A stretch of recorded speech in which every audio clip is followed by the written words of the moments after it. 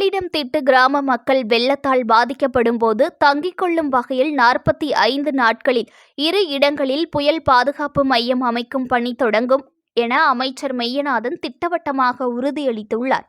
சீர்காழி அருகே கொள்ளிடம் ஆற்று உபரி நீர் வெள்ளத்தால் பாதிக்கப்பட்ட 1324 குடும்பங்களுக்கு அரசின் நிவாரண உதவிகள் வழங்கும் விழா மாவட்ட ஆட்சியர் மகாபாரதி தலைமையில் நடைபெற்றது.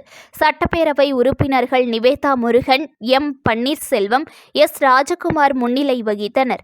இதில் சுற்றுச்சூழல் மற்றும் பருவநிலை மாற்றத்துறை அமைச்சர் மெய்யநாதன் பங்கேற்று வெள்ளத்தால் பாதிக்கப்பட்ட 1324 குடும்பங்களுக்கு தலா 5000 ரூபாய் என மொத்தம் 66,20,000 ரூபாய் அரசு சார்பில் நிவாரண உதவிகளை வழங்கினார்.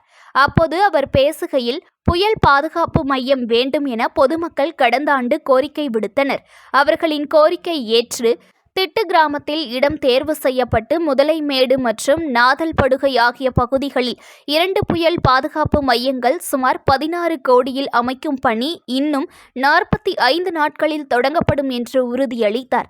மேலும் தமிழகத்தில் மட்டுமல்ல, இந்தியாவில் வயநாட்டில் நிலச்சரிவு ஏற்பட்ட போது தமிழக முதல்வர் உடனடியாக மருத்துவ குழு மற்றும் மீட்பு படையினரை அனுப்பி வைத்தார் என்றார்.